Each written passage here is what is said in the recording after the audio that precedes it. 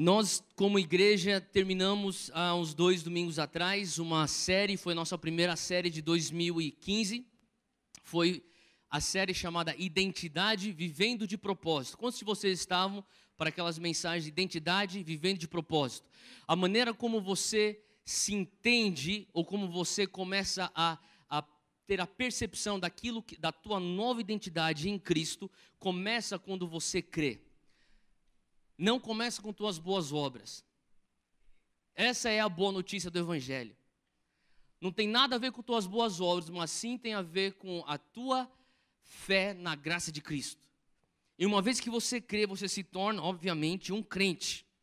E vocês lembram que nós tivemos aquela mensagem que é: eu sou crente. Quem que é crente aqui? Fala comigo, eu sou crente. Essa frase, eu sou crente, carrega tanto preconceito, literalmente um conceito preconcebido. E tem pessoas que têm diversas opiniões acerca dessa frase, mas se você for pegar no sentido estrito da palavra ou da frase, literalmente quer dizer que nós somos pessoas e povo, e nós somos um povo que crê. Nós somos pessoas de fé, um povo de fé. E é justamente através da tua crença em Jesus que você se torna, então, aquele pecador que tem a sua pena perdoada. Você, talvez você saiba disso, mas às vezes é sempre bom lembrar, você nasceu com pecado.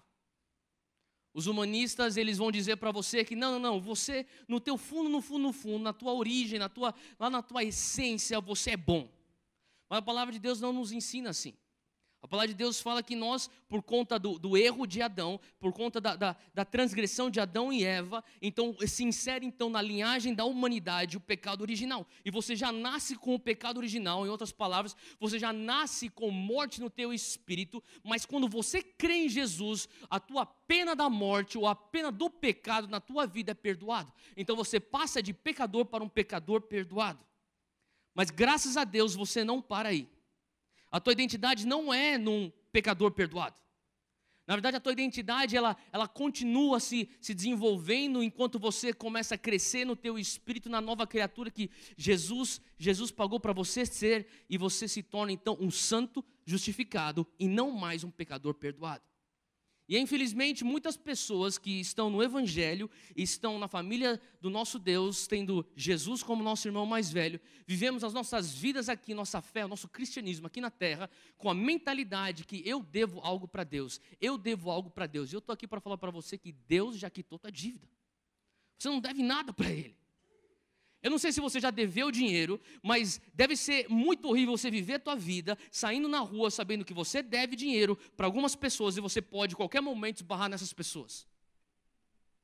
E muitas vezes nós vivemos o nosso cristianismo dessa maneira. Somos pecadores perdoados, indo para a presença do nosso Pai, falando assim: Pai, que bom que o Senhor me perdoou, mas eu ainda eu tenho uma dívida com o Senhor, e ainda bem que o Senhor quitou, mas a tua identidade fica naquela dívida quando Deus fala assim: não, você não é mais um pecador perdoado, porque eu perdoei teu pecado, você foi um pecador perdoado como uma transição para se tornar a tua identidade de um santo justificado. E uma vez que você é santo justificado, você então é elegível a ser parte da minha família.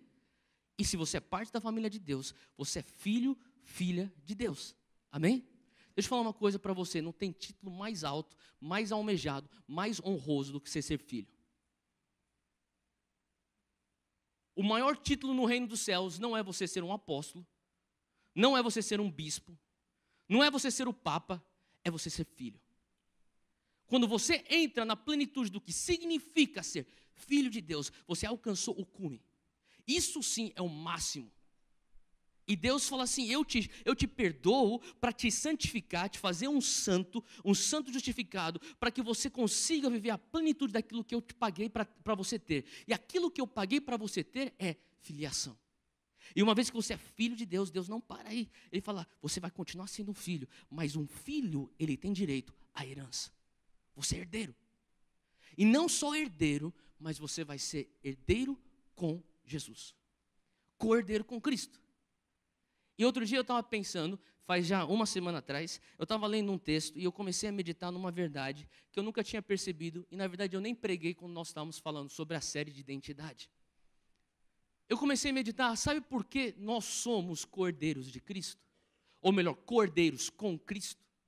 Nós somos co-herdeiros com Cristo Porque quem aqui pertence à igreja de Jesus Cristo? Levanta a mão. Se você não sabia, você é parte da noiva. A palavra te chama, nos chama, igreja de Jesus, noiva. Nós somos a noiva de Jesus e existe um encontro marcado que será o dia que só Deus sabe, que vai ser as bodas do Cordeiro. E quando aquele dia acontecer, nós vamos ser casados com Jesus. Haverá um casamento nos céus, onde o Cordeiro toma nós, a igreja, e naquele momento estaremos imaculáveis, nós estaremos impecáveis, nós estaremos sem rugas, nós estaremos já tratados e purificados, e nós estaremos então entrando em comunhão com Jesus. E assim como um esposo, ele casa com uma mulher e faz dela sua esposa, aqui naquele momento existe uma comunhão de bens. Não existe isso aqui na terra? No casamento, a comunhão de bens. E quando ao acontecer esse casamento das bodas do Cordeiro, haverá então a comunhão de bens. E nós teremos direito à herança de Jesus Cristo. Isso não é boa notícia para você? Para mim é. Porque eu não tenho a mínima noção, eu tenho uma noção, mas eu não tenho a mínima noção de tudo que a gente vai herdar. É tão maior do que a nossa mente humana consegue conceber. Mas é por isso que você é co-herdeiro de Cristo, juntamente comigo e com a pessoa do teu lado. Nós saímos de um pecador para um pecador perdoado, para um santo justificado, para um filho, para um herdeiro de Deus e para um co-herdeiro com Cristo. E eu estava meditando, sabe, Deus, nós estávamos como liderança orando, qual que é a próxima série que nós temos que estar entrando como igreja, para nós estarmos falando aqui e realmente indo fundo nas verdades do Senhor, nas verdades do reino. E nós vamos falar hoje sobre, nós vamos dar início hoje na nossa nova série. Essa nova série se chama Transbordando, ou Fluir Transbordante. Fala comigo, Fluir Transbordante. Sabe, Deus, a gente falou um pouco sobre isso na última série, que Jesus veio para te dar vida e vida, o quê? O que quer dizer que você pode ser salvo e ter vida e viver os restos dos teus dias aqui na terra, vivendo uma vida em escassez. São duas coisas diferentes. Você pode ter vida quando você tem a quitação da pena do teu pecado, mas ter vida em abundância são outros 500. Existem certos protocolos no reino que você tem que cumprir para que você venha viver de uma maneira plena aquilo que Cristo pagou para você. Ah, mas se eu for salvo, eu sou salvo. Você vai ser salvo, mas não quer dizer que você vai ter vida em abundância. E eu creio que hoje, como igreja, nós estamos entrando nessa série porque nosso coração é Deus. Nós queremos viver de uma maneira abundante. Nós queremos ter um fluir dentro do nosso coração que transborda. Não simplesmente que deixa o nosso container cheio, mas que venha transbordar e venha começar a molhar e afetar as pessoas ao nosso redor. Quantos de vocês querem isso? Deus quer que você experimente um fluir transbordante. Eu não sei se você lembra, mas há uns tempos atrás houve uma manifestação dos jogadores brasileiros que jogavam na Europa. Ele sofreu alguns atos de racismo e começou então uma manifestação de outros jogadores que se sentiram por ele e falaram assim: nós vamos abraçar essa causa antirracismo junto com você. E você lembra que eles começaram então uma campanha Somos Todos Macacos. Vocês lembram disso aqui? Tá? E a mídia fez a cobertura de tudo e você lembra daquilo. Eu queria só dizer uma coisa: nós somos completamente contra o racismo. Nós não concordamos com racismo. Nós consideramos racismo um pecado. O pecado de acepção de pessoas. E Deus não é racista e Deus não se agrada disso, se entristece profundamente disso. Mas também vou dizer uma coisa, que eu não sou macaco. E eu não sei se você parou para pensar que você também não é um macaco. E diante daquela campanha eu falei assim: eu sou contra o racismo, mas eu não sou macaco. E sabe, eu comecei a imaginar como é tão fácil pessoas falarem: somos todos macacos. De repente tem um coral de gente: somos todos macacos. Sério que você é macaco? E sabe, o Senhor começou a falar para mim, sabe, é tão importante você entender quem você é. Porque basta uma voz influente na mídia começar a falar: somos isso, e de repente todo mundo se alinha com aquilo e entra no coro. Realmente nós somos isso. E nós não somos todos macacos. E eu creio que essa próxima série, quando nós falamos sobre um fluir transbordante, tem tudo a ver com mordomia. Nós vamos falar sobre mordomia e finanças no reino de Deus. Como que você, aplicando os conceitos e os princípios bíblicos de mordomia e os princípios bíblicos de finanças, vai te levar a você ter então um fluir transbordante do Senhor na tua vida. E tudo a ver que tudo que está dentro do reino de Deus tem a ver com mordomia. E eu não sei se você percebeu, mas você que está dentro do reino de Deus, você é um mordomo. Então o nosso título hoje é Somos Todos Mordomos. Fala comigo: eu sou mordomo. E eu posso falar para você que você não está simplesmente entrando no coral falando, somos todos mordomos. Porque realmente a Bíblia fala que você é um mordomo. E nós vamos falar um pouco sobre mordomia hoje. Abre comigo Mateus 25. Esse é um texto muito conhecido quando se diz respeito à mordomia.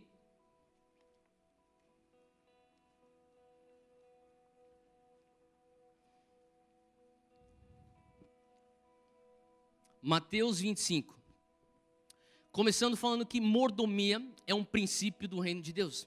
Se você começar a ler as escrituras e você começar a analisar como o Senhor descreve o que o reino de Deus é, como Jesus fala o que o reino de Deus é, você vai entender que a mordomia, ela é literalmente a maneira como você pode alcançar promoções dentro do reino do céu. Se você quer alçar novos voos dentro do reino dos céus, se você quiser ter mais coisas para você poder administrar, aumentar a tua influência, mordomia é a chave. E eu estava meditando sobre mordomia e nós falamos bastante aqui na Monte Sião sobre os 3 T's. Vocês lembram dos 3 T's? É o tempo, talento e tesouro. São 3 coisas que requerem mordomia da tua parte. Se você for ler na Bíblia, existem instantes na Bíblia onde se diz respeito à mordomia especificamente para tempo, mordomia especificamente para talento e mordomia especificamente para tesouro. O que significa você ser um bom mordomo do teu tempo? Quem está vivo aqui faz assim. Se você está vivo, se mexe pouco. Você está vivo, quer dizer que você tem tempo. Você tem tempo. Se você não tivesse tempo, você estaria morto hoje. É coisa estranha que talvez a gente nunca parou para pensar, é que nem o nosso tempo nós temos controle. Porque você não sabe quando é o teu último dia. Por isso o conceito de mordomia começa quando você entende que você está administrando algo que não é teu. O teu tempo não é teu. A gente fala que é o meu tempo, mas na verdade não é teu tempo. Então você tem tempo, você está vivo hoje, você tem dias para viver, talvez, não sei quantos anos você tem, talvez você tenha seus 20 e poucos, 30 e poucos, 40 e poucos, 50 e poucos, seja o que for, todo esse tempo que você tem como tua idade é o tempo que Deus já te deu. Agora você também tem talentos, você tem habilidades, você tem dons, você tem oportunidades, são coisas que são oriundas talvez da tua personalidade, e a tua personalidade abriu portas para você. Deus fala a você, isso é talento, e eu te dei isso. Você é mordomo daquilo. Você também é mordomo do teu tesouro, das tuas finanças. As tuas finanças não são tuas, são de Deus. A palavra de Deus fala lá em Deuteronômio que é Ele, Deus, que te dá a habilidade de fazer riqueza. E eu não tinha percebido isso, mas sabe, nós somos mordomos também de influência. E você pode pensar, até eu não sou um cara muito influente, eu não sou uma mulher muito influente, mas eu te garanto que você tem algum lugar que você é influente. Nem se for no teu quarto, você é influente. Aqui quem manda sou eu. Oh, que legal, você é influente. No teu banheiro, no teu chuveiro, você é influente, você que manda lá dentro. Você é mordomo daquilo. E não só disso, mas você é mordomo, fala comigo, relacionamentos. Deus te dá relacionamentos. E quando você começa a entender relacionamentos como um presente de Deus, e você consegue ser um bom mordomo dos relacionamentos que Deus te dá, assim como o tempo, assim como o talento, assim como o tesouro, assim como a influência, Deus fala, você foi fiel no pouco, no muito eu te colocarei. Eu lembro que quando eu contei essa história no culto da manhã e no culto da tarde, vou repetir aqui, mas eu lembro quando eu estava no meu primeiro ano de faculdade, eu estava estudando fora do Brasil, e eu tinha um amigo meu, que na verdade ele era alguns de vocês conhecem, o nome dele é Bubba, e ele é americano. Na verdade o nome dele não é Bubba, é Scott, só que o apelido dele é Bubba, porque ele é desse tamanho, e é um negão assim, quadrado, gigantão, e minha mãe chama ele de ursinho de pelúcia, e ele é um cara assim, super carinhoso, mas a história do Bubba é a seguinte, a mãe dele era viciada em crack, o pai dele ele nunca conheceu, a irmã dele era viciada em crack, o irmão dele também era viciado em crack. A casa dele se tornou então um antro de crack. E isso ele morava nos guetos da Filadélfia. E um dia com 12 anos de idade ele falou assim, eu já estou cansado de ter traficante entrando aqui, batendo na minha mãe. Eu estou cansado de ver aqui pessoas vindo comprar crack, fumando crack aqui na minha frente. Eu vou sair dessa minha casa, que na verdade não era nem uma casa, era tipo um teto onde eles viviam debaixo dele. E ele saiu e foi procurar um lugar para morar. E ele acabou achando uma uma lata velha, que era literalmente um carro abandonado nos guetos da Filadélfia, do norte da Filadélfia. E ele tinha então, ele viu que naquele bagageiro daquele carro estava aberto. Ele abriu o bagageiro e falou assim, aqui vai ser minha casa. E ele fez daquele lugar a cama dele, e ele ficou morando lá. E 2 semanas ele estava já morando dentro daquele bagageiro, e uma pastora passou, e ele conheceu essa pastora, melhor, essa pastora conheceu e descobriu ele, e falou, eu vou tirar você daí, eu vou te adotar, eu vou te chamar, vou te levar para dentro da minha casa, vou te dar comida, vou te dar banho, vou botar você na escola, vou te dar uma educação, vou te dar um futuro. E essa é a história do Bubba, e essa pastora que por muito tempo foi também uma mentora aqui na nossa igreja, ela literalmente recebeu esse menino de 12 anos e fez tudo aquilo que ela prometeu. Deu comida, deu banho, deu uma educação. Esse menino voltou para a escola, começou a estudar, e ele começou a ter uma referência do que era ser família, do que era ter família. E eu fui conhecer ele mais tarde, quando ele deve ter seus 10 ou 11 anos mais velho do que eu, e eu conheci ele mais tarde na vida, e ele já estava já começando a sua carreira empresarial, e ele tinha uma empresa de promoção de shows evangélicos. Então o que ele fazia, ele organizava shows de música evangélica.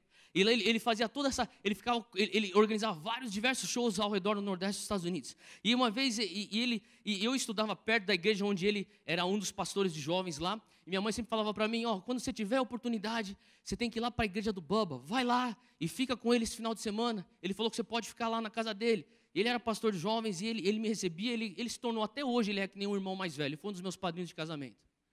E esse cara, ele me acolheu. E eu lembro que no final do meu primeiro ano de faculdade, ele falou para mim, você quer eu falei assim, eu vou ficar aqui nas férias. Ele falou assim, você quer um trabalho? Eu falei, eu quero. Então, eu vou te dar um trabalho que você vai promover shows de punk rock para mim. Eu falei, tá bom. Para mim era um outro mundo. Ele falou assim, todo aquele tipo de, aquele mundo underground, hardcore, punk rock e metalcore, todos aqueles moleques rejeitados que sofreram bullying no colégio, eles escutam esse tipo de música. Você vai promover esse tipo de show para eles, tá bom? Tá bom. E eu comecei então, eu só escutava hip hop porque eu pensava que eu era negão. E eu falei, tá bom, então me apresenta para esse outro mundo. Foi aí que eu comecei a escutar outro tipo de música.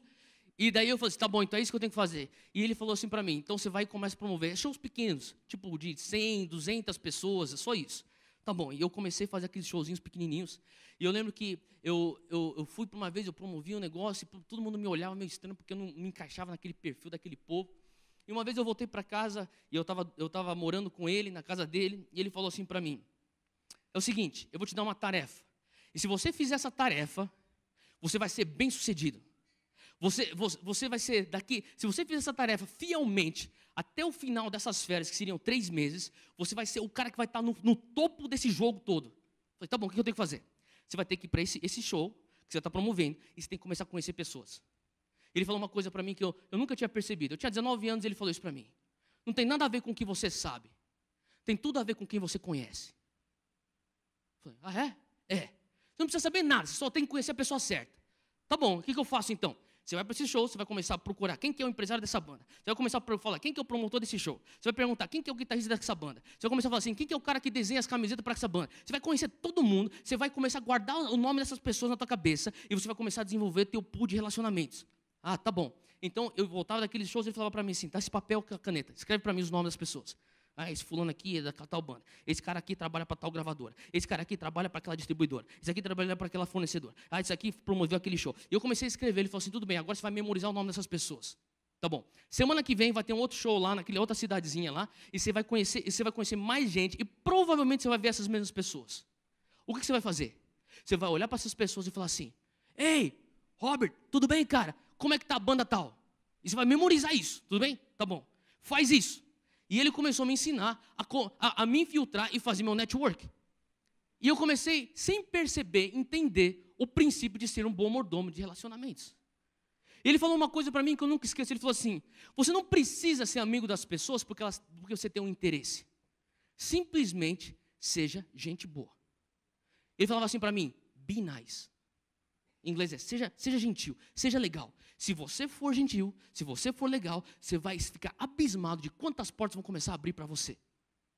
E mais tarde na minha vida, eu estava trabalhando para um outro pastor, lá nos Estados Unidos, em 2004, eu tinha 24 anos de idade, e eu lembro que esse homem começou a falar para mim sobre conexões divinas. Fala comigo, conexões divinas. Eu falei um pouco sobre isso à tarde. Eu creio que Deus tem algo novo para nos trazer em relação a conexões divinas. Mas ele falava para mim, esse meu pastor, ele falava para mim, Theo, você está um relacionamento à distância do teu destino. Eu parei para pensar e falei assim, é verdade. Eu estou literalmente, todos nós estamos, literalmente, um relacionamento à distância do nosso destino. Ele falava para mim assim, quais são as profecias sobre a tua vida? Quais são as promessas de Deus sobre a tua vida? O que você tem escutado quando você tem passado tempo com Deus, lendo a palavra, orando para Ele? Eu tenho escutado isso. Exatamente, você está um relacionamento à distância do teu destino. Eu falei, o que eu tenho que fazer? Você tem que só orar e falar, Deus, me traz conexões divinas. E talvez desde 2004, talvez é uma das orações que eu faço quase todos os dias. Deus, eu quero conexões divinas. Pai, me traz conexões divinas. Pai, me traz conexões divinas. É isso que eu tenho orado. E eu quero te encorajar, você também começar a orar isso. Porque eu realmente acredito que você está um relacionamento à distância do teu destino. E quando eu comecei a orar sobre conexões divinas, o Senhor começou a pôr no meu coração esse entendimento de que o que eu estava fazendo é ser bom mordomo dos relacionamentos que Deus estava trazendo na minha vida. Eu não sei se você já parou para pensar, mas os relacionamentos que Deus traz para você são chaves na tua vida. Relacionamentos são chaves. Relacionamentos podem abrir portas, podem fechar portas. Relacionamentos podem te levar a um outro patamar. Relacionamentos podem abrir para você um novo horizonte. E existe uma linha muito tênue que você pode encarar os seus relacionamentos. E é disso que eu quero falar, porque muitas vezes eu me sentia, mas Deus, eu estou sendo falso porque eu estou tentando ser amigo dessa pessoa porque ela tem algo para me dar. E o Senhor começou a falar para mim, você já parou para pensar que você tem algo para dar para essa pessoa? E você já parou para pensar que o que eu peço para você é que você seja um bom mordomo dos seus relacionamentos? Eu perguntava a Deus, o que quer dizer ser um bom mordomo dos meus relacionamentos? Significa que eu tenho que fazer um follow-up depois que eu conheço uma pessoa que pode abrir uma porta para mim? E o Senhor começou a me lembrar do primeiro e segundo mandamento. Amarás o teu Deus com todo o teu coração. E o segundo é amarás o teu próximo como a ti mesmo. E sabe, às vezes a gente começa a botar o cristianismo numa caixinha, a gente começa a rotular o cristianismo, a gente começa a trazer tantos clichês para a nossa vivência de fé. Quando se você começar a viver um cristianismo muito puro e simples, ele em si já é poderoso. Eu comecei a entender que aquele segundo grande mandamento, que é amar o teu próximo como a ti mesmo, tem tudo a ver com mordomia e tem tudo a ver com aquele meu amigo Bubba estava me ensinando e com aquilo que o meu pastor estava me ensinando sobre conexões divinas. É uma linha muito tênue que só o Espírito Santo pode julgar teu coração. Mas quando você começa a entender que os teus relacionamentos são presentes de Deus na tua vida e que você simplesmente tem que amar essas pessoas e que você não precisa viver um cristianismo clichê, onde você tem que fazer um discurso de venda que nem de vendedor de carro, e falar assim, entra na minha igreja. Como se isso fosse a linha de chegada. Cara, você tem que ser evangélico. Essa é a linha de chegada. Não, na verdade, isso aí é o ponto de partida. Quando você começa a entender que, sabe, Deus vai botar pessoas no teu caminho, que talvez a única coisa que Deus está pedindo para você é, faça o bem. Lá em Lucas está escrito que Jesus, ele andou pela Galiléia e ele curava os enfermos, ele libertava os opressos e ele andava fazendo o bem. Talvez nós, evangélicos, nós nos tornamos mestres em libertar enfermos, ou libertar opressos e curar os enfermos, mas eu digo que nós estamos carentes em simplesmente aprender a ser bondosos, em fazer o bem. E eu creio que Deus nos chama como igreja Monte Sião, seja uma igreja de gente boa. Não tente fechar contrato toda hora. Vocês conhecem aquele crente que quer fechar contrato? E aí, como que você chama? Oi, prazer, José, tudo bem, tudo bem. Onde você mora? Você mora no Morumbi? Que legal, cara. Onde você mora lá no Morumbi? Ah, lá perto da Guilherme do Vilares. Sabe o que eu acho que você tem que conhecer minha igreja? Você já é evangélico? Tem que conhecer minha igreja. Você tem que ver. Daí o cara começa, então você começou a conversar para mim só para me convencer, para me tornar evangélico. Se fosse você, sabe, eu tive um professor meu que ele falava para mim assim, se fosse um cara que chegasse para você e falasse assim, onde você mora? Moro em tal lugar. O que você faz da tua vida? Eu sou um estudante. O que você está fazendo de sábado? Estou jogando bola. Vamos fazer o seguinte, vamos jogar bola de sábado junto? Vamos. Mas depois do jogo de futebol, você vem comigo para a minha mesquita? O que você se sentiria? Eu falaria, você é trouxa. Você pensa que eu sou trouxa? Qual dos dois? Mas é isso que nós evangélicos fazemos. A gente não consegue simplesmente amar uma pessoa simplesmente porque você tem que fazer o bem. Ser gente boa. Se doar porque você quer se doar, porque você acredita que isso é o que Deus te pede. Se doar para as pessoas. Você estender a mão porque você não quer nada em troca, mas simplesmente estender a mão. E assim como eu falei, existe uma linha muito tênue entre você sair fazendo networks por interesse e você tratar os teus relacionamentos como dons de Deus na tua vida. E quando o Senhor fala para você, você é um mordomo. Você é mordomo do teu tempo, você é mordomo do teu tesouro, você é mordomo do teu talento, você é mordomo da influência e você é mordomo dos relacionamentos que eu ponho na tua vida. Tem relacionamentos na tua vida que você não precisa falar assim, assina aqui embaixo para um que você é evangélico. Não, que você simplesmente tem que amar. Só ame, só ame. Só ame, entrega na mão de Deus. E Deus vai trazer a oportunidade certa, seja por você ou seja por outra pessoa, que talvez ela vai ter um encontro com Jesus. Mas o teu papel é amar. E eu creio que, sabe, o Senhor está nos chamando para entender que Ele quer que nós venhamos ter uma perspectiva nova de relacionamentos do reino. Você sabia que a pessoa que pode destravar o teu destino pode ser um não crente? Cara, eu já fui muito abençoado por muçulmanos, eu fui muito abençoado já por um budista, eu fui muito abençoado por católicos, eu considero que nossos irmãos cristãos, por sinal, já fui muito abençoado até por ateus. Deus pode usar pessoas que não são da tua fé para te abençoar. Mas você tem que entender que o teu papel como cristão é fazer o bem. É você olhar para os teus relacionamentos e falar assim, Deus, o Senhor me deu 2 relacionamentos divinos. Eu quero cultivar isso aqui. O que é cultivar? É amar.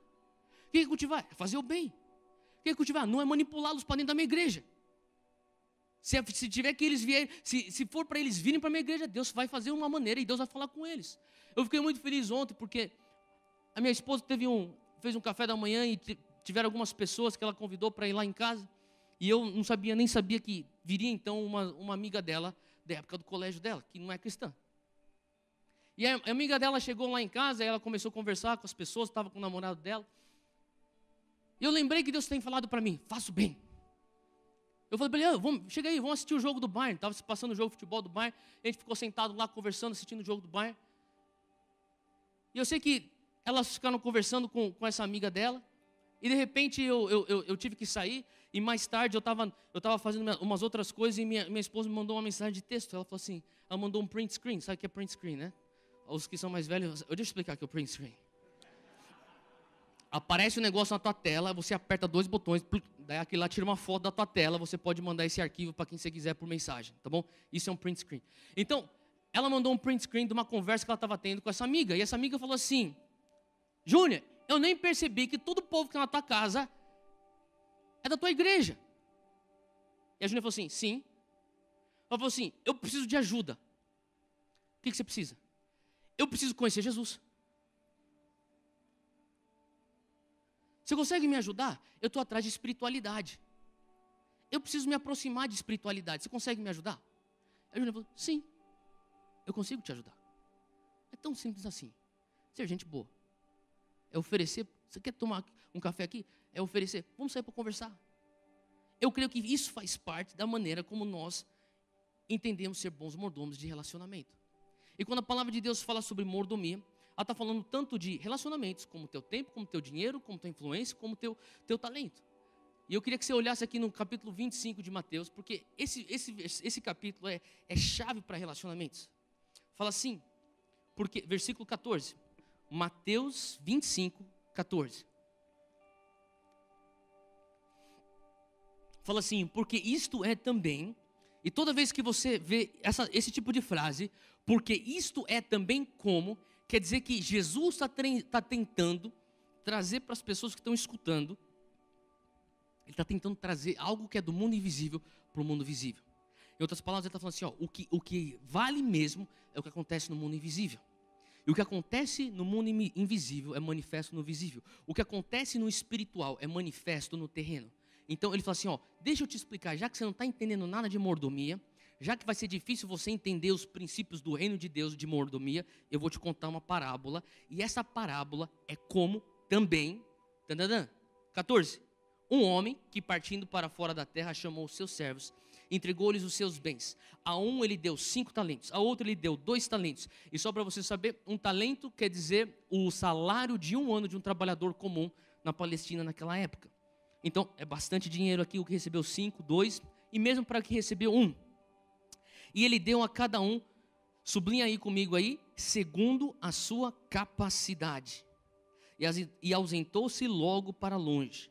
E tendo ele partido, o que recebera 5 talentos, negociou com eles e granjeou outros 5 talentos.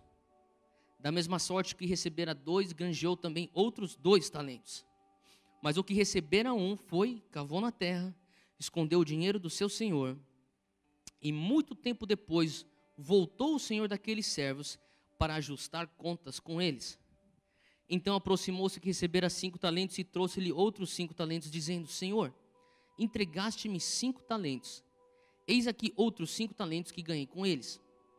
E o seu senhor lhe disse: Bem está, servo bom e fiel, sobre o pouco foste fiel, sobre muito te colocarei. Sublinhe essa frase aí: sobre o pouco foste fiel, sobre muito te colocarei.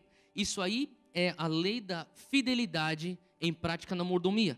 Toda vez que você tiver promoção no reino de Deus, vai ter a ver com esse tipo de lei. Você foi fiel com pouco, sobre muito eu te coloco.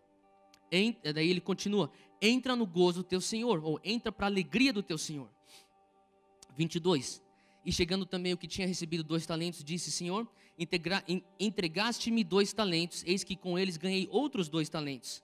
Disse-lhe o seu Senhor: Bem está, bom e fiel servo, sobre o pouco foste fiel, sobre muito te colocarei, entra no gozo do teu Senhor. Fala a mesma coisa para o segundo servo. Mas, chegando também o que recebera 1 talento, disse: Senhor, eu te conhecia, sei que és um homem duro, que ceifas onde não semeaste, e ajuntas onde não espalhaste, e atemorizado escondi na terra o teu talento. Aqui tens o que é teu. Respondendo, porém, o seu senhor disse-lhe: Mau e negligente servo, sabes que ceifo onde não semeei, e ajunto onde não espalhei? Devias então ter dado meu dinheiro aos banqueiros, e quando eu viesse, receberia o que é meu com os talentos, ou melhor, com os juros. Tirai-lhe, pois, o talento, e dai ao que tem os 10 talentos. Aí é o capitalismo. Porque a qualquer que tiver será dado, e terá em abundância. Mas ao que não tiver, até o que tem lhe será tirado. E hoje eu quero falar sobre alguns princípios da mordomia. E esses princípios de mordomia do reino dos céus estão descritos aqui nesse texto de Mateus 25. O primeiro princípio de mordomia é o princípio de senhorio. Fala comigo, senhorio. Em outras palavras, posse. Quer dizer que você não é dono de nada. É isso que quer dizer. Quer dizer que eu não posso ser dono de nada. Não só nós não somos donos de nada, como nós não podemos ser donos de nada. Esse é o primeiro princípio de ser um bom mordomo. Você tem que entender que aquilo que você tem nas suas mãos não é teu. Você pergunta: Thelma, isso aí é meio estranho, porque eu trabalho, eu tenho meu salário, eu sou digno, porque o trabalhador é digno do seu salário, e eu tenho aqui, e eu compro, e eu tenho o título no meu nome, isso aqui é meu. Olha só o que a Bíblia fala em Salmos 24, versículo 1. Salmos 24 fala assim, no versículo 1 diz: Do Senhor é a terra e tudo o que nela existe, o mundo e os que nele vivem. De quem pertence a terra? Está escrito aí, de quem pertence a terra? E tudo que nela existe. O que quer dizer tudo? Tudo. Quer dizer tudo. E o mundo e todos os que nele vivem. Em outras palavras, eu vivo nesse mundo, você também vive nessa terra, o teu carro está nessa terra, a tua casa também está nessa terra, essa terra é do Senhor, tudo que está nessa terra pertence a Deus. 1 Coríntios 6, abre lá na frente rapidinho, Paulo fala algo muito interessante no capítulo 6 de 1 Coríntios, versículo 19, ele fala assim, esse texto aqui é muito conhecido para pessoa, quando se diz respeito à santidade, você guardar o teu corpo, para você não corromper teu corpo, e o que é muito verdade, mas tem um detalhe muito importante que às vezes passa despercebido, fala assim: acaso não sabem que o corpo de vocês é santuário do Espírito Santo? Ou será que você não sabe que o teu corpo é templo do Espírito Santo? O Espírito Santo que habita em vocês, que lhes foi dado por Deus. E será que você não sabe que vocês não são de si mesmos? Vocês foram comprados por alto preço. portanto, glorifiquem a Deus com o quê? O seu próprio corpo. Em outras palavras, nem o teu corpo é teu. O teu corpo foi comprado por Deus. O teu corpo é o templo do Espírito Santo. É isso que a palavra de Deus diz. Você pode pensar, Theo, você não está entendendo nada. Eu moro no Brasil, eu sou brasileiro. Eu vivo de acordo com a Constituição brasileira. E na Constituição me dá o direito de ter propriedade. Sabe, as pessoas falam que Deus é brasileiro. Você já escutou isso? Não sei se você percebeu, mas Deus não é brasileiro. E um dia o Brasil não vai existir. Às vezes eu sinto que a gente está perto desse dia. Brincadeira, tá? Mas ore pelo Brasil. A gente precisa. Mas um dia, assim como houveram nações e impérios que surgiram e foram embora na história da humanidade, o Brasil pode estar aqui, e eu sei com certeza, eu amo o Brasil, eu oro pelo Brasil, eu quero que o Brasil seja abençoado, mas eu sei que o Brasil não é eterno, e eu sei também que o reino de Deus é eterno, eu sei que a Constituição brasileira vai passar, mas a palavra do Senhor nunca vai passar. Então o Senhor está falando assim, ó, que bom que você é brasileiro, eu te fiz brasileiro, mas nas lentes e na perspectiva celestiais, você não tem nada. Você não tem nada. E há um tempo atrás eu estava assistindo uma pregação pelo YouTube que falava do Billy Graham. Quantos de vocês já ouviram falar de Billy Graham? Maioria. Billy Graham talvez é o maior evangelista vivo hoje. Ele tem seus 90 e poucos anos de idade. Ele é um cara que tem décadas e décadas de ministério. E tem um histórico impecável, sem nenhum escândalo. Um cara assim de Deus. E é um homem que realmente ele marcou a história da humanidade. E Billy Graham, ele estava pregando sobre mordomia. E ele estava pregando nos Estados Unidos. Ele é americano, para um público americano. Ele estava pregando sobre mordomia. E ele falou, você não é dono de nada. Deus é dono de tudo. E Deus põe as coisas na tua mão para você ser um bom administrador das coisas que Deus põe na tua mão. E no final da pregação veio um jovem. Ele veio para Billy Graham e falou assim, pastor, eu não concordo com você. Na verdade, estou muito ofendido com você. E Billy Graham falou assim, por quê? O que aconteceu, filho? Você falou que eu não sou dono de nada. Ele falou assim, eu sou americano, eu tenho os meus direitos. Eu não sei se você conhece os americanos, mas os americanos são muito mais ávidos sobre seus direitos do que nós brasileiros. É tudo, meus direitos, my rights, my rights. Calma. E esse menino devia estar desse jeito. Meu direito, eu tenho direito de expressão. Eu tenho um americano amigo meu aí. How you doing, Brandon? Ele falava assim, eu tenho os meus direitos, eu tenho liberdade de expressão, esse é o meu direito. Eu tenho liberdade de religião, de cultuar onde eu quiser, isso é meu direito. Eu tenho liberdade de carregar minha arma, porque americano gosta de arma. É meu direito. Eu tenho liberdade para ter minha propriedade, isso é meu direito. E Billy Graham olhou para ele e falou assim, eu entendo. Ele falou assim, Deus não é americano. Ele falou assim, deixa eu fazer uma outra pergunta para você. Você já viu um cadáver ir embora dessa terra carregando suas malas? Outra pergunta, você já conhece alguém que tem 200 anos de idade, por aí, fazendo compra e gastando todo o dinheiro que eles têm? E o menino ficou olhando para ele.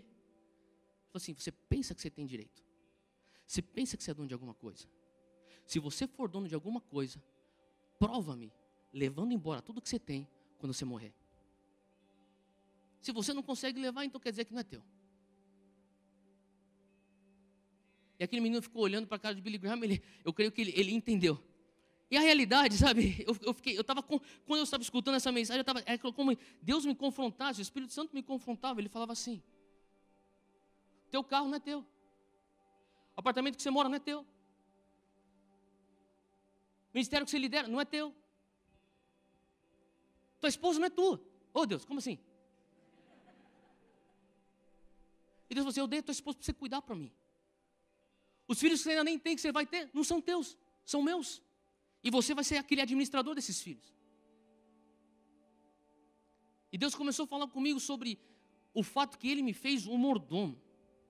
Eu não sou dono de nada, a palavra de Deus diz isso. E você pode estar pensando, Theo, que depressiva essa mensagem. Caraca, então não tem mais nada, velho. É verdade, você não tem nada mesmo. E eu também não. Mas existe um lado brilhante dessa toda essa história. E o lado brilhante de toda essa história é que Deus, Ele fala assim, sabe, enquanto você estiver aí com as coisas que eu te dei, com as bênçãos que eu te dei, carregando com cuidado, sendo um bom mordomo, você vai viver uma vida abundante, com um fluir transbordante, com tanto, fala comigo, com tanto, que você sempre lembre de quem vieram as suas bênçãos, quem é dono das suas bênçãos e por que você tem as suas bênçãos. Sabe, as bênçãos que você tem não são tuas para você fazer o que você bem querer. Ah, Deus, eu acho que essa empresa que é minha eu vou vender. Ah, não vou vender. Ah, Deus, esse casamento, não tem mais nada aqui. É melhor cada um pegar suas tralhas e cada um para o seu canto. É uma caricatura, mas é algo que está dentro do nosso coração como seres humanos. A gente pensa que aquilo que é nosso, a gente vai fazer o que dá na nossa telha. Então se você, isso aí não é teu. Como que você vai pegar uma coisa que não é tua e decidir como você vai fazer, o que você vai fazer com ela? Sabe, eu creio que Deus está querendo trazer para nós, como Monte Sião, esse entendimento que nós simplesmente somos mordomos daquilo que Ele nos dá. E por isso é importante você descobrir, Deus, qual que é o teu propósito com isso? Eu estava conversando com um líder meu, é isso na época que eu era missionário com o Jocum, e esse líder meu, hoje ele tem 4 filhos. E na época ele não tinha nenhum filho. Eu perguntei para ele, cara, quantos filhos você vai ter? Ele era recém-casado, ele falou assim, acho que 4.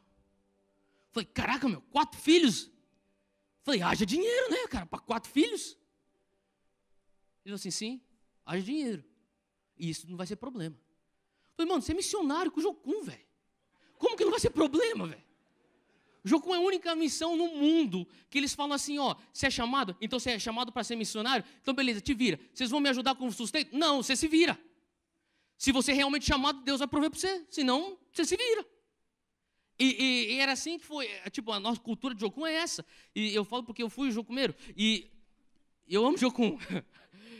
Aprendi muito lá. Mas eu lembro que eu estava conversando com esse meu amigo, ele era um dos meus líderes na época, e ele não tinha nenhum filho. E ele me ensinou uma coisa muito, que eu até hoje eu carrego isso comigo. Ele falou assim, Theo, quem que é dono da tua vida? Eu falei, Deus? Ele falou assim, você não está agindo como Deus fosse teu dono da tua vida com esse teu comentário. Eu falei, como assim? Eu já fiquei ofendido. Como assim, cara? Ele falou assim, quando você falou que eu não deveria ter 4 filhos porque é muito caro. Você já mostrou para mim uma mentalidade, um paradigma, aonde você é dono da tua vida. Eu falei, de jeito nenhum, estou sendo só responsável. E não foi algo que eu fui criado, ensinado a ser, mas simplesmente eu cresci pensando que ser responsável é você olhar na tua conta bancária e pensar, será que o meu orçamento se encaixa aí mais um filho? E eu pensei, um dia quando eu casar, eu vou olhar, ver quanto que eu faço, e eu vou falar assim, então dá para eu ter mais um filho. E esse cara falou assim para mim, não, você pegou tudo errado, cara. Isso não é o que a Bíblia diz. A Bíblia diz que Deus é teu dono. A Bíblia diz que os teus filhos vão ser os filhos de Deus. E Ele confia nas tuas mãos, os teus filhos. Então, se Deus falar para você, você tem que ter um filho, Ele vai te dar a graça para você criar um filho. Ele vai prover para esse um filho. Porque a palavra de Deus não volta vazia, Ele vai ser fiel à palavra dEle. Se Ele fala para você, é um filho que eu quero que você tenha, é um filho. Se Deus fala para você, 2 filhos, são 2 filhos que Ele vai te dar. E Ele vai então prover para você, para 2 filhos. Se for 3, 4, 5, 6, a mesma coisa. Ele falou assim, quando você casa, você tem que começar a perguntar a Deus, quantos filhos o Senhor quer que eu tenha? Porque se Deus falar para você, eu quero que você tenha 1 dúzia de filhos, Ele vai prover para você. Amém? Glória a Deus, um time de futebol e um reserva. Mas eu comecei a meditar nisso e ele falou assim, e outra coisa, a tua cabeça só pensa dinheiro. Você já parou para pensar que você precisa mais do que dinheiro para criar um filho? E você toma a decisão simplesmente no teu financeiro, se você vai ter um filho. A pergunta é, será que você tem amor para 2 filhos? Será que você tem tempo para 2 filhos? Será que você tem afeição para 2 filhos? Será que você tem carinho para 2 filhos? E eu parei para pensar assim, é verdade. Não é só com dinheiro que você cria filho. Mas tudo foi um processo que Deus estava fazendo na minha mente de entender, eu sou só um mordomo. Tudo que eu tenho na minha vida pertence a Deus. E eu tenho que perguntar para Deus, Deus, o que o Senhor quer que eu faça com meus filhos? Qual a escola que o Senhor quer que eu ponha meus filhos? Aonde que o Senhor quer que meu filho faça faculdade? Que tipo de experiências que eu quero, que o Senhor acha que eu tenho que providenciar para o meu filho? E você fala assim, eu acho que ele tem que começar a ir para viagens missionárias quando ele é adolescente. Mas Deus, eu não tenho dinheiro. Mas se Deus falou, Ele vai prover.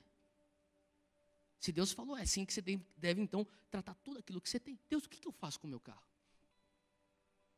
Outro dia eu estava falando com uma senhora, ela veio para mim e ela falou assim, pastor, eu quero conversar com você porque eu tenho um problema. Eu falei, qual que é o teu problema? Ela falou assim, a minha família tem muito dinheiro. Eu falei, uau, que problema bom.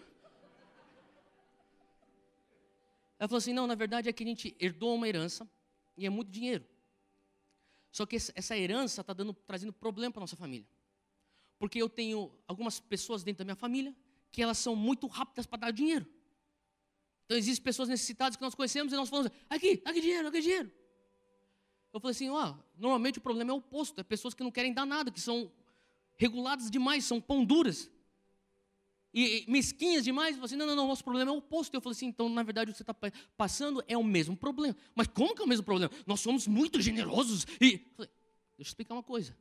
O fato que você não pergunta para Deus o que você tem que fazer com o dinheiro que é de Deus, aí indica o mesmo problema de uma pessoa mesquinha. A pessoa mesquinha que tem algo nas suas mãos, está falando, Deus, eu não quero saber se o Senhor está falando para eu dar, isso aqui é meu dinheiro. Eu fico e faço com quem eu quiser com esse dinheiro, é meu. É minha herança. E a pessoa que é uma mão solta está falando assim, Deus, eu não quero saber se o Senhor está falando que eu tenho que dar para lá ou que eu tenho que guardar e investir para o futuro dos meus filhos. Eu vou dar para quem eu quiser. A raiz é a mesma. Uma mentalidade que não entende. Deus é dono do meu dinheiro. Deus é dono de tudo que eu tenho. Então o princípio de mordomia que nós estamos falando aqui é literalmente senhorio. Tudo que eu tenho é da posse de Deus. E o número 2 é ser responsável. Fala comigo, princípio da responsabilidade. E são mais do que um princípio, eu quero correr aqui porque o tempo está avançado, mas o primeiro princípio, essa parte vai ser bem prática, é você se libertar das suas dívidas. Fala comigo, libertação das dívidas. Se nós crentes fôssemos tão empolgados e enfáticos em libertação de dívidas quanto nós somos das nossas nhacas espirituais, nós estaríamos em um lugar muito melhor. A gente é rápido para preencher aquela ficha lá de libertação. Me dá essa ficha aí, com esse negócio aí, que eu era da macumba, que eu era desse negócio aí, eu tenho que me livrar disso. Que bom, vai lá e quita tuas dívidas no banco também, paga o teu primo, paga o teu ex-sócio, paga todo mundo. Se liberte das suas dívidas, tanto quanto você quer se libertar desses capetas que fica te atormentando no meio da noite. A gente tem esse hábito de mistificar tudo, como se só as coisas místicas fossem importantes. Quando Deus está falando assim, é importante você se libertar das suas dívidas. A palavra de Deus fala lá em Provérbios, olha aí comigo em Provérbios 22, Provérbios 22, diz assim, o rico domina sobre os pobres. Pode soar um pouco não cristão, mas é o que a Bíblia diz. O rico domina sobre os pobres, e o que toma emprestado é escravo ou servo do que empresta. Você que tomou emprestado é escravo de quem te emprestou. Ponto final. Não sou eu que estou falando, não se ofenda comigo, é a Bíblia que está falando. Você que pegou emprestado de alguém e não pagou, você é escravo daquilo. Eu estava conversando hoje no almoço com meu sogro, ele falou assim, eu sou o tipo de gente que quando eu pego uma coisa emprestada, eu fico desesperado, eu tenho que pagar, eu não consigo nem dormir. Ele falou assim, mas a minha esposa, ela até esquece. Eu tenho que falar assim, lembra de pagar. Eu sei que existem diversas despersonalidades, alguns que nem eu, sou bem relax. Mas é importante, mesmo para pessoas que nem eu, que sou bem relax, às vezes eu esqueço, minha cabeça voada, o Senhor está falando assim, sabe, é importante, você nunca deve nada, a palavra de Deus fala, não deve nada para ninguém a não ser o amor. É isso que a palavra de Deus fala. E a palavra de Deus diz assim, se você emprestar para alguém, você é escravo daquilo. E deixa eu fazer uma pergunta para você, você conhece um escravo generoso? Você não conhece um escravo generoso, sabe por quê? Porque um escravo, ele não é generoso porque ele não tem o que dar. Porque você nunca pode dar o que você não tem. O escravo não tem opções, ele não pode falar assim, hoje eu vou servir a Deus. Hoje eu quero pegar isso aqui que eu tenho, eu quero dar para essa pessoa que está necessitada. O escravo não tem essa opção. O escravo tem que trabalhar no trabalho que ele odeia, porque ele é escravo de suas contas. Esse é o escravo. Aquele que pega emprestado é escravo. E o Senhor está falando assim, eu quero que você se liberte das suas dívidas. O que quer dizer isso? Quer dizer que se você tiver em dívida, você está em pecado? Não, não quer dizer isso. A palavra de Deus nunca fala que você, estando em dívida, você está em pecado. Mas a palavra de Deus deixa muito claro que se você estiver em dívida, você biblicamente é considerado um tolo. Então teve um jovem que falou assim, ufa, então não estou em pecado. Não, mas só que você é um tolo. Primeiro passo aqui é você se libertar das suas dívidas. Número 2 é se comporte de acordo com a tua carteira. Em outras palavras, aprenda a viver com um custo de vida abaixo daquilo que você faz. Isso é importantíssimo. Aprenda a viver com um custo de vida abaixo daquilo que você faz. Provérbios 21:20 diz assim, há tesouro precioso e azeite na casa do sábio, mas o homem insensato os devora. O que quer dizer que, de acordo com a Bíblia, se você gastar tudo que você tem, biblicamente, um tolo. É isso que a Bíblia diz. 1 Timóteo 6,6, abre lá comigo. ou se não, você só anota e escuta o que eu estou para falar aqui, que eu vou já ler. 1 Timóteo 6 fala assim: é grande fonte de lucro. Quantos de vocês gostam de fonte de lucro? Isso aí soa bem para os meus ouvidos. Fonte de lucro, sim ou não? Não seja hipócrita, levante sua mão, porque você gosta. Amém. É grande fonte de lucro a piedade com o contentamento. É isso que Paulo fala. O que ele está falando assim, ó? Se você conseguir viver piedosamente, em outras palavras, se você conseguir viver uma vida santificada, se você conseguir viver uma vida que é de acordo com a piedade de Deus, ou a santidade de Deus, e ter contentamento, você tem lucro. Tem muita gente que vive piedade, são religiosos, mas não vivem com contentamento no seu coração. O que quer dizer isso? Quer dizer que você não está contente com aquilo que Deus te deu. Você está sempre atrás do mais novo iPhone. iPhone 6, tem que comprar um iPhone 6. Cara, até você pegar o teu iPhone e aprender a usar aquele novo iPhone, já saiu outro iPhone. Aí você vai ficar desesperado tentando vender aquele iPhone que você tem no Facebook para comprar outro iPhone. E assim por diante, fica uma bola de neve. Você conhece isso? Eu não tenho nada contra iPhone, eu amo iPhone. Eu amo Apple. Mas o que eu estou falando é que existem pessoas, e se você não tomar cuidado, é mais fácil do que você imagina, você ficar preso nessa ansiedade, nessa febre do me dá. Quando o Paulo está falando assim, ó, seja contente. Seja contente com o carro que você tem, seja contente com a casa que você tem, seja contente com a roupa que você tem, com o telefone que você tem, seja contente. Eu não estou falando, deixa eu fazer um parênteses aqui, eu não estou falando de uma apatia, eu não estou falando de uma preguiça, eu não estou falando aqui de ser complacente, eu não estou falando de você matar uma ambição que é natural e saudável do ser humano de querer conquistar, eu não estou falando disso. Estou falando de simplesmente uma pessoa não se entregar à ansiedade do consumismo, de querer mais. E ao mesmo tempo você está se enfiando em dívida, quando você não consegue viver abaixo daquilo que você tem. Isso quer dizer você ser responsável com aquilo que Deus põe na tua vida. Você tem que viver de acordo com a tua carteira. Número 3, é você entrar no orçamento. A maioria dos cristãos tomam decisões financeiras completamente antibíblicas, decisões financeiras que não fazem o mínimo de sentido, e depois vem para a igreja e fala assim, Deus me abençoe. Não tem como Deus se contrariar. Ele não vai abençoar uma coisa que é contra os seus princípios, que é contra a ética, que é contra aquilo que Ele já ensinou na sua palavra. Lucas 14, 28, fala assim, pois qual de vós querendo edificar uma torre, não se senta primeiro a calcular as despesas, para ver se tem com o que acabar? Para não acontecer que depois de haver posto os alicerces, e não a podendo acabar, todos os que a virem comecem a zombar dele, dizendo, este homem começou a edificar e não pôde acabar. Não sei se você já passou aqui por São Paulo e viu, alguns prédios inacabados estão lá sentados, inacabados há anos. Quantos de vocês já viram prédios assim? É disso que Jesus está falando. Assim, a pessoa que começou esse prédio falou assim, eventualmente a gente consegue alvará com o seu amigo do prefeito. Saiu o prefeito, entrou outro prefeito, sendo amigo dele. Dançou, está parado. O investidor vai vir aqui, ele vai botar não sei quantos milhões nesse prédio. O investidor deu para trás, está parado. Eu vou receber, mas não recebeu, está parado. É isso que Jesus está falando. Não comece sabe, se você puder resumir versículo 28, 29 e 30, Jesus está falando uma frase bem simples. Tenha um plano. Ter um plano com o teu tesouro, sobre o teu tesouro, faz parte de você ser responsável e ser um bom mordomo. Ter um plano. Sabe, a questão é, eu lembro uma época que no início do Dunamis eu estava clamando e orando por $1 milhão. Isso faz uns 4 anos atrás. Eu falava assim, Deus, me dá $1 milhão. Se o Senhor me der $1 milhão, eu falava assim, o Senhor pode fazer alguém aparecer e falar assim, Deus pôs no meu coração para te dar $1 milhão. Eu falo assim, aleluia, o Senhor responde minhas orações. Quem quer isso? Eu quero isso. E eu falo assim, Deus, me dá $1 milhão para eu poder expandir o teu reino. Eu sei como, sabe, Deus, se o Dunamis tivesse $1 milhão, nós realmente estaríamos alcançando as nações, nós iríamos para tudo quanto é canto de universidade ao redor do mundo. Eu sei, Pai, que a gente faria tantas coisas para o Senhor. E o Senhor falou assim, é mesmo? O que você vai fazer com $1 milhão? E eu parei para pensar e eu falei, comprar umas câmeras, uns computadores. E Deus falou assim, com $1 milhão?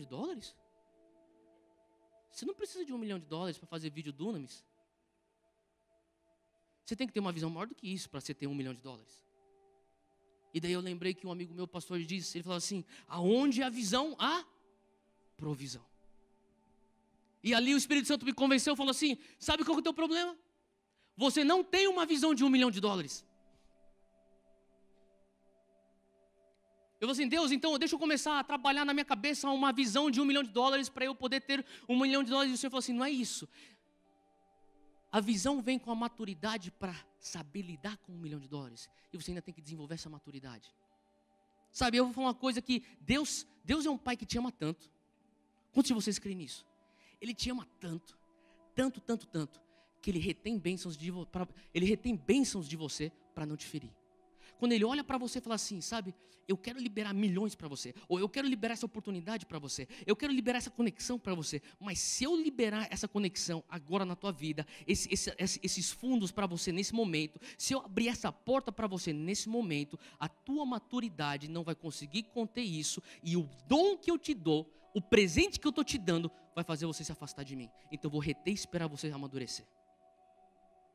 Sabe o que acontece? Isso acontece quando se você tiver um dia a oportunidade de dar uma Ferrari para o teu filho de 14 anos de idade. E teu filho fala assim, pai, me dá uma Ferrari que eu quero tirar um racha com meus amigos. Quantos anos você tem, moleque? 14 anos. Eu quero impressionar todo mundo no meu colégio, me dá uma Ferrari. E se você um dia tiver essa oportunidade de dar uma Ferrari para um menino de 14 anos de idade, se você for um pai responsável que ama o teu filho, você vai falar assim, vamos esperar um pouco, filho. Vamos esperar você ter a maturidade para saber lidar com esse tipo de potência dentro de um carro. Porque é questão de tempo que você vai acabar se machucando e machucando outras pessoas. E nós temos esse tipo de pai. Um pai que olha para nós e fala assim, eu te amo tanto. Eu tenho promessas sobre a tua vida. E naquele momento eu sentia Deus falando para mim, eu tenho promessas sobre a tua vida. Você vai ter milhões para você fazer o reino de Deus expandir para as universidades e ao redor do mundo. Eu sei disso, mas você precisa amadurecer. Você precisa aprender a ser um bom mordomo. Você precisa entender a lei da fidelidade da mordomia. Ser fiel com pouco. E no muito eu te colocarei. Faz sentido o que eu estou falando? É isso que a palavra de Deus diz. Esse é o número 3 de ser responsável. E o número 4 é guardar para investir. E você pode pensar, que nem eu falei, isso aqui é bem prático, mas é importante você guardar para investir por causa das emergências da vida. Os economistas dizem que em 10 anos, numa década, 78% da população vai passar por uma crise aguda financeira. É natural. Independente do cenário econômico atual, ou seja isso hoje, ou seja isso 3 anos atrás, ou daqui 10 anos para frente, essa estatística ela mostra que em 10 anos de uma vida normal de qualquer cidadão comum, você vai passar no mínimo uma vez por uma crise aguda financeira. Então é importante que você guarde para investir. E os economistas dizem que o ideal para você guardar para investir é o valor de 3 salários. Você pode falar, Theo, isso aí é absurdo, isso aqui está tão longe da minha realidade. Mas comece com pouco e aos poucos você vai chegar nesse lugar onde você consiga chegar para 3 salários e você guarde para investir. Sabe, quando você tem esse fundo de emergência e você é um responsável, um bom mordomo daquelas finanças que Deus te dá, esse fundo de emergência é justamente o que espanta a lei de Murphy na tua vida. Sabe o que eu estou falando? Quando você bate o carro naquele mês, a lavadora quebra naquele mês, tudo começa a acontecer naquele mês, você perde emprego naquele mês, tudo que acontece, aquele fundo de emergência é aquilo que te mantém respirando em cima da água, sobre as águas. Então, para você guardar para investir. O segundo ponto aqui também de guardar para investir é você pagar em dinheiro. Pague em dinheiro. Hoje a gente vive numa era onde está tudo no cartão, tudo plástico, é tão fácil, você não percebe o que você está gastando, porque você passa. É que nem eu falo, o McDonald's, eles fizeram uma pesquisa. O McDonald's fez uma pesquisa, isso é o McDonald's nos Estados Unidos, mas eu creio que não deve ser muito diferente aqui no Brasil, mas o McDonald's fez uma pesquisa que você gasta no McDonald's 47% a mais se você entrar lá pagando com cartão de crédito. Em outras palavras, se você entra no McDonald's com cartão de crédito, meu irmão, você vai gastar mais do que deveria. Então não entre no McDonald's com o teu cartão de crédito. Sabe, não dê sabe aqueles caras que vão chegar na hora da conta e quer dar uma de patrão? E pega o cartão e fala, número 1. O que você quer? O que você quer? Pede aí. Não, estou de boa. Eu pego. Não, meu irmão, pega aí. Ah, então vem o número 2 para ele aqui, e você? Número 1 para ele lá também. É isso aí. Pô por aqui no cartão. Ao passo que se você tivesse o teu dinheiro vivo, você iria lá com os teus R$5. Falaria, número 1. A mulher fala assim, 25 conto. Então me vê uma casquinha mesmo. Acabou de economizar. Pague em dinheiro. Terceiro ponto é, além de pagar em dinheiro em emergências, invista teu dinheiro. Procure um especialista, procure teu gerente, procure alguém que conhece, tem um know-how que talvez você não tenha, mas ache uma aplicação para você fazer, nem se for pouquinho por mês, nem se for R$100 por mês, eu não tenho nada. Cara, você consegue R$100, pelo amor de Deus, senão a gente vai ter que te levar para a libertação e expulsar outras coisas de você. Mas, pelo amor de Deus, você consegue ter R$100 para você investir num fundo, numa aplicação. Mas invista todo mês, seja disciplinado. Ser disciplinado, e ao longo dos anos, você vai ver que aquilo lá vai um longo caminho, amém? Então essas são algumas coisas, e por final, a melhor coisa que você pode fazer com o dinheiro, fala comigo, a melhor coisa, é você ter para dar. Você não precisa repetir, mas amém, repita. Deus quer que você seja responsável, que você invista, que você, que você economize, que você consiga tratar com ansiedade no teu coração, que te põe em dívida. Deus quer que você faça tudo isso para você conseguir ter para dar. Esse é o objetivo final. Deus quer que você tenha alguma coisa nas tuas mãos para quando você tiver pessoas ao teu redor com necessidade, você fala assim, ei, eu posso te abençoar. Porque Deus quer que você seja um canal de bênção. Deus quer, não faz sentido você ficar acumulando riquezas aqui na terra, se você vai morrer e não vai conseguir levar nada embora.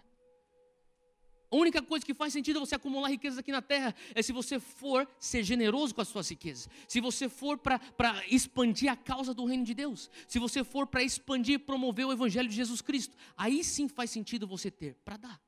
Então esse aí é terminando aqui o nosso segundo ponto de ser responsável. E o nosso terceiro ponto, nosso princípio de prestação de contas. Fala comigo, prestação de contas. Mateus 25, volta aí comigo, hein? Mateus 25, versículo 19, diz assim: E muito tempo depois, veio o senhor daqueles servos e ajustou contas com eles. Então aproximou-se o que recebera 5 talentos e trouxe-lhe outros 5 talentos, dizendo: Senhor, entregaste-me 5 talentos, eis aqui outros 5 talentos que ganhei com eles.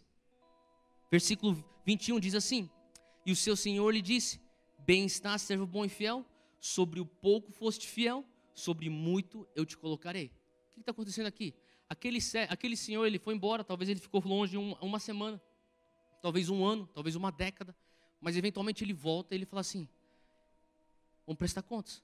O que você fez com o que eu te dei? Eu te dei 5 talentos, o que você fez? E aquele servo que tinha 5 talentos, ele foi bom e ele foi fiel, a Bíblia diz. E ele fez de alguma maneira, ele granjeou, a Bíblia diz. E ele aparece com 10 talentos. E esse senhor, ele olha para aquilo e fala assim: servo bom e fiel. Em outras palavras, ele reconhece: você está prestando contas para mim, eu reconheço a tua fidelidade e a tua bondade nisso. E junto com isso, existe aí o princípio final, que é o princípio de recompensa, que é muito ligado a isso. Agora, eu queria que você entendesse, o princípio da recompensa é justamente esse versículo 21 que a gente acabou de ler. Que o Senhor diz assim: você foi fiel sobre pouco, sobre muito te colocarei. E ele termina, se você puder, sublinha essa frase que é extremamente importante. Nós vamos terminar falando sobre essa frase: entra no gozo do teu Senhor, ou entra para a glória do teu Senhor, ou entra para a alegria do teu Senhor. O que quer dizer isso? Se você for analisar mais tarde nessa parábola, a gente não vai ler porque nós já lemos no início. Aquele servo que tinha 1 talento, ele enterra aquele talento na terra. E quando o seu senhor vem, ele fala assim: cadê o meu talento? Esperando que aquele servo de 1 talento tivesse então 2 talentos. Ele fala assim: eu enterrei na terra, eu não quis investir. E o Senhor pega então aquele 1 talento e fala assim: servo mau, negligente. E ele entrega aquele 1 talento para o servo bom e fiel. Agora eu queria que você parasse para pensar o seguinte: muitas vezes, pelo menos eu li essa parábola vez após vez após vez. Eu pensava assim: nossa, Deus pegou e deu para aquele homem que tinha 5 talentos, Deus deu para ele 10 talentos e mais 1 talento. Não foi isso que aconteceu.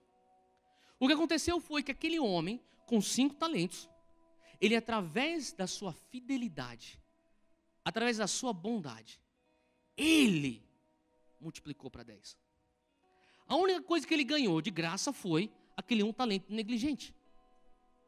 Ele tem um total agora de 11 talentos, sendo que daqueles 11 talentos, 5 foram oriundos da sua fidelidade. Os primeiros 5 foi dado por Deus, emprestado por Deus, e o último, o 11º, foi dado por Deus também. Sabe, eu comecei a lembrar de um episódio que aconteceu comigo, que Eu estava assistindo televisão, eu estava num daqueles programas de entrevista na televisão. E era um programa de entrevista que era voltado a empresas. Eu estava escutando esse homem entrevistando um outro empresário. Esse apresentador, ele estava entrevistando esse outro empresário que era um cara que é bem sucedido, por isso que ele está na televisão sendo entrevistado. E esse homem falou uma coisa bem curiosa, ele chegou e falou assim, sabe o que é? Antes de eu começar essa minha empresa que é o sucesso, eu decidi ir para uma igreja. É uma igreja conhecida que fala bastante de dinheiro. E ele falou assim, então você é evangélico? Eu falei assim, não sou evangélico. Eu não sou evangélico. Mas eu sei que lá eu ia aprender coisas de finanças. Então eu fui para aquela igreja. E eu sentei, e eu fui todo domingo por 6 meses. Nessa igreja que fala só de dinheiro. Ele falou que ele ficou sentado e aprendeu. E depois ele pegou todos os princípios que ele tinha aprendido lá. Ele foi lá e aplicou na empresa dele. A empresa dele deu certo e ele está lá dando entrevista na televisão. E o Senhor começou a falar comigo. Qual que é a diferença desse homem de você? Eu falei, Deus, deve ser uns milhões. Não, de verdade, qual que é a diferença? Eu falei assim, Deus. O Senhor começou a falar para mim, esse homem começou a aplicar os princípios bíblicos que você também crê. É verdade. Esse homem começou a prosperar, que nem a minha palavra disse que ele iria prosperar se ele aplicasse aqueles princípios. Eu falei, é verdade. Eu falei, Deus, eu não estou vendo muita diferença. E sabe, a verdade é que, independente se você é evangélico, independente se você tem uma outra crença, se você aplicar os princípios bíblicos sobre finanças e sobre mordomia, você vai prosperar. Porque os princípios do reino de Deus sobre finanças existem antes da igreja, não tem nada a ver com a igreja. A igreja foi aparecer depois que Jesus ressuscitou, foi aí que a igreja começou a surgir. Antes daquilo lá não existia igreja evangélica, não existia igreja cristã. Mas já existia o reino. E já existiam os princípios do reino sobre finanças. Então, os princípios de finanças do reino de Deus, elas vão além do círculo de influência de uma igreja evangélica. Você não precisa ser um evangélico para você pôr em prática os princípios do reino de Deus. Você não precisa. E se você puser, você vai ver e você vai colher os frutos daqui. E eu naquele diálogo, naquele conflito, falei assim, então Deus, por que o Senhor não faz um negócio assim, só estrito, só para nós que somos da família? Tipo, faz um negócio assim, tipo, só é o segredo nosso. Mas, o cara vai invadir lá o culto lá dos irmãos lá e começa a pegar os segredos, agora faz mó grana e a gente aqui tudo quebrado. Eu comecei a pensar nisso, tem tanto crente quebrado, e esse cara aí, o cara entra onde os que estão, e os caras, olha o que ele está fazendo. E o Senhor começou a falar para mim. É verdade, ele foi fiel e foi bom, por isso que ele tinha 5, agora ele tem 10. Independente da crença, se você puser isso em prática, se você for bom e fiel, um bom mordomo, você vai prosperar. Agora, o que faz a diferença entre nós e eles é justamente isso aqui. Versículo 21. Sobre o pouco foste fiel, sobre muito te colocarei. Aí inclui ateus, aí inclui budistas, aí inclui muçulmano, aí inclui cristão, aí inclui qualquer coisa. Agnóstico, inclui tudo. Agora, essa segunda parte é só para nós. Entra no gozo do teu Senhor. O que quer dizer isso? Quer dizer que você vai ter a recompensa da tua boa mordomia, parcialmente aqui, mas de maneira plena na eternidade. Você pode pensar, mas essa parcialmente aqui parece que é tão pleno. Eu quero falar uma coisa para você, aquilo que Paulo falou em Romanos 8:18. Quando eu olho para as minhas tribulações terrenas e passageiras, elas não são dignas de ser comparadas com a glória que está reservada para mim na eternidade. Sabe, quando você começa a ter olhos de eternidade, você entende que boa mordomia não tem a ver só com tua carteira, boa mordomia não tem só a ver com a prosperidade da tua empresa, boa mordomia não tem a ver simplesmente com os teus bens materiais, boa mordomia tem a ver sim com isso, terreno, mas boa mordomia tem a ver com uma recompensa de maneira plena na eternidade. Significa que assim, você recebeu aqui um talento como prêmio parcial da tua boa mordomia, mas agora você vai receber o prêmio de verdade. Entra para o gozo do teu Senhor, entra para a glória do teu Senhor. Eu creio que é justamente essa parte do entra para a glória do Senhor que está faltando no corpo de Cristo, na nossa igreja, é de nós entendermos a visão do que é eterno. Sabe, quando Deus começa a ver um povo que tem uma visão naquilo que é eterno, aí começa a trazer sentido para tudo que nós estamos fazendo. Por que eu tenho que investir no fundo de missões? Por que eu tenho que investir no fundo de construção? Por que eu tenho que semear na vida daquele irmão? Por que eu tenho que semear na vida daquela outra irmã? É porque eu tenho, então eu tenho que ser generoso. Não é. É isso, parcialmente. Mas de maneira plena, é porque você está entendendo que você vai ter um galardão na eternidade. Olha só o que a palavra diz aí, para fechar em Colossenses 3. Abre comigo Colossenses 3, versículo 23. Fala assim, Paulo diz algo tão poderoso em Colossenses 3, versículo 23. Ele fala assim, e tudo, fala comigo, tudo. E tudo quanto fizerdes, fazei-o de todo o coração. Isso é poderoso, cara. Tudo quanto você fizerdes. Como ao Senhor e não aos homens. Por que você vai fazer de todo o teu coração ao Senhor e não aos homens? Você fala assim, Deus, por que eu vou fazer de todo o meu coração ao Senhor e não aos homens? Os homens não estão vendo isso. Você fala assim, é porque você não está fazendo para Ele, você está fazendo para mim. Sabe por que você faz para Ele? Porque é Ele que te recompensa. Olha só o 24. Sabendo que recebereis do Senhor, o quê? O galardão da herança. Porque a Cristo Senhor servis. A tua recompensa vem do Senhor. O que quer dizer isso? Você pode pôr em prática boa mordomia e você pode até colher um talento aqui na terra. Glória a Deus, que bom. Que bom que você é abençoado aqui. É da vontade de Deus que você seja abençoado aqui. Mas eu quero que você consiga olhar mais alto hoje à noite. Que nós como igreja consigamos ter uma visão mais aberta do que significa a eternidade. Deus está falando assim, eu quero te abençoar aqui nessa terra. Eu quero que você tenha muito, mas muito mesmo, para você poder ser generoso. Mas você está sendo generoso por quê? Sabe, eu vou terminar com essa história. Há 2 anos atrás eu estava em Brasília e eu estava numa sala com mais ou menos uns 10 líderes e nós estávamos lá, tinha líderes políticos e de igreja e nós estávamos lá escutando Marina Silva. E naquela época ela estava naquela batalha de tentar formar o partido dela. Ela está começando a falar sobre investidores. E eu sei que alguém fez uma pergunta para ela sobre como que você consegue então o financiamento da sua campanha? E ela começou a falar assim, ó, aqui todo mundo é irmão, né? Aí eu, é tudo irmão. Ela falou assim, deixa eu falar uma coisa da palavra de Deus para vocês. Ela começou a falar sobre essa parábola dos talentos. E daí ela falou uma coisa assim muito interessante. Ela falou assim, sabe que a maioria das pessoas que investem na minha campanha, eu olho para o olho dessas pessoas, eu começo a ver que o investimento muitas vezes é por egoísmo. Como assim? Todo mundo está querendo uma boa causa.